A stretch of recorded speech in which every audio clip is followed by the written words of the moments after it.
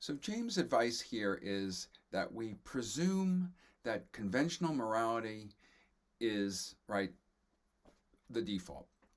That people are typically right in knowing what satisfies their demands. We should also presume that nothing final is given, right? And that experiments and change may be needed, especially to strive towards a greater and more inclusive whole. Right? Philosophy, he says, must wait on facts, even in ethics. And philosophy must look to actual experiences of a diverse range of people, and increasingly diverse if possible, to know how a conflict of ideals is working out, inclusivity wise. So, is this moral progress? Where is the moral progress in all of this? James seems very optimistic. You might argue, right, that James is offering an overly optimistic assessment of moral progress. And his notion is that as time goes on, more demands are met, okay? And so that just seems like, the Star Trek vision of the future.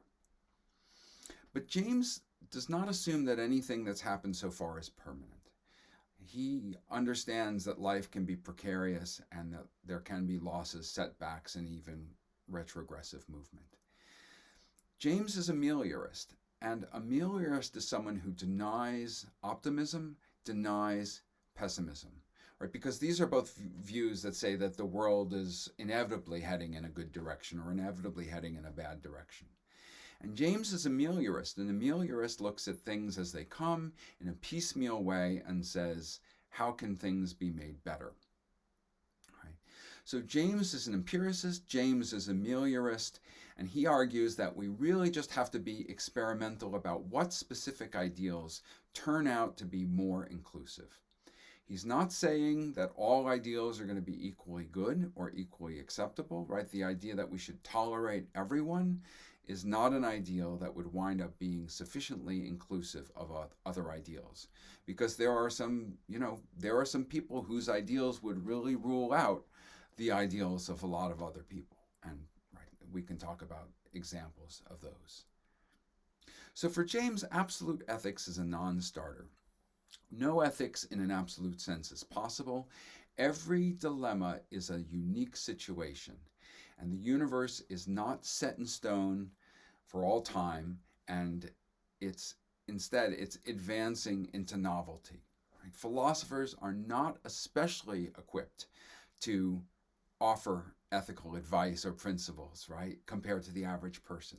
This is a very unusual thing for James to say, but he's saying philosophers are not especially equipped to do ethics. Right? However we proceed, he says, the cries of the wounded must be heard and they must be listened for. And we can look to lots of places to get a better sense of the varieties of experience. He says literature, he talks about tentative literature like novels and other books from other fields that are not philosophical may be better, he says, for exploring the variations of experience, the kinds of lives that people can live, the kinds of personalities they have, the things they say.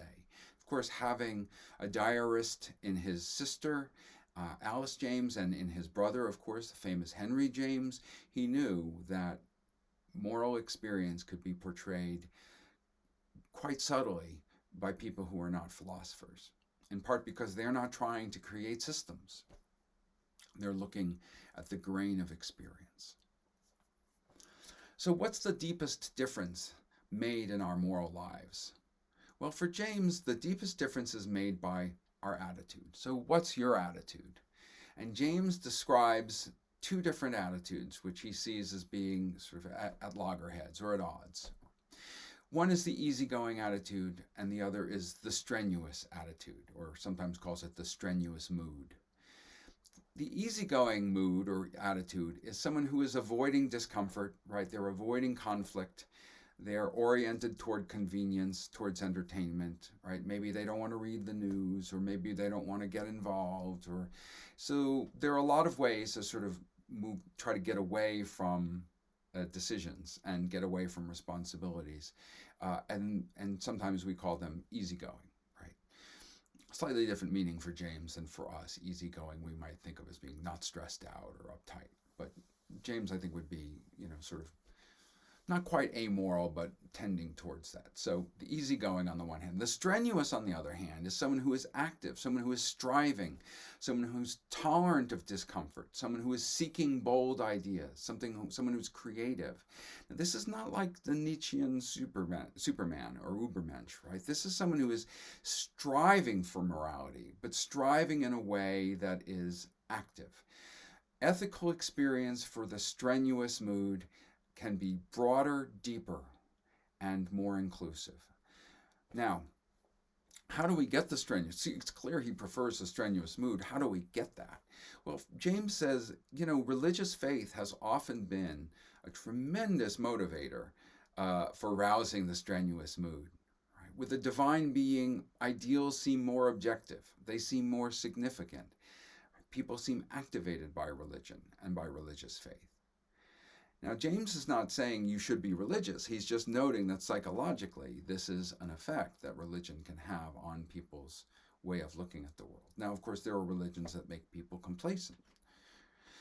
But James's larger point here, and remember this is a talk he gave to a philosophy club, is that if a philosopher would be seeking a unified, systematic, right, ethics once and for all, they would probably best be helped if they supposed that there was a divine being that had set out an ordered universe. He's not saying philosophers should be religious, but he's saying if you're the sort of philosopher who has to have this kind of system, it'd probably help you if there's a God. Well, let's end this discussion of James's article with a few remaining problems that maybe we can see in his piece and talk about. Or interpretive problems, let's say.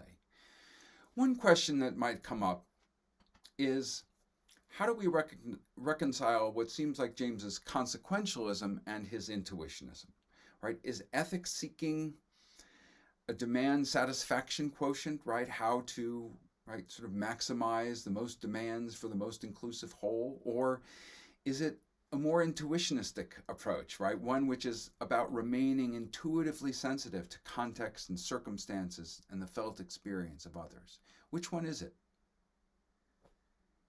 I mean, maybe both are necessary, and maybe the tension has to be there. And that's an answer too. Another question, how do we reconcile the philosopher's quest for unity in moral life, to make unity out of the diversity of experience that they find and observe and try to analyze, with the notion that the moral life is a matter of diversified personal demands, claims made by particular people for particular ideals? Right? In other words, the way of asking this question is the traditional philosopher questing for something which just cannot be had? And if so, should the philosophical project of ethics be reconstructed? And we'll see in Dewey, the answer is clearly yes. And I think the answer is clearly yes. He's basically piled up evidence all over the place to say that's so. But we should talk about that because some people find more of a system in James and some people find less. And the final question to ask about James in the interpretive realm is, are all moral conflicts really conflicts between clashing ideals? Right? Is that really a good encapsulation of what moral conflict is? There's a couple last questions, maybe called the meta questions, meta-philosophical questions about, well, who is the ethical philosopher for James? Right? What is the ethical philosopher that James is talking about here? Is it any system of traditional ethical thought? Is it only those ethicists that are aspiring to unity and permanence in their pictures? And maybe more difficult for the pragmatist, how can a pragmatist claim not to be a partisan of some ideal? So the way you'd run this argument is that pragmatists also have an ideal that they're pursuing, and it's just different than Kant's or Mill's or Hume's or whoever. Doesn't the pragmatist have a view? I mean, even as individual persons, they must have a view. They must have some partisan or approach or bias in their view. One possible answer we can offer here is that maybe the ethical philosopher is not partisan because they're very explicitly not going to try to resolve specific clashes or conflicts between ideals. So the pragmatist ethicist is not going to offer, right, a system that solves the question of, is abortion moral or immoral, or is the death penalty moral or immoral, or, right, what is the right balance between security and privacy. So the pragmatist philosopher is not going to come up with a system that then provides answers to those cases. So then the question is raised, well, is this an ethics at all? And so if it is, it's a very different kind of ethics. And what kind of ethics it is and whether or not it is an ethics really takes us to the level of a metaphilosophical question about what ethics is supposed to be and what it's supposed to do. Thanks for listening. I hope this lecture was helpful to you, and I look forward to talking to you very soon.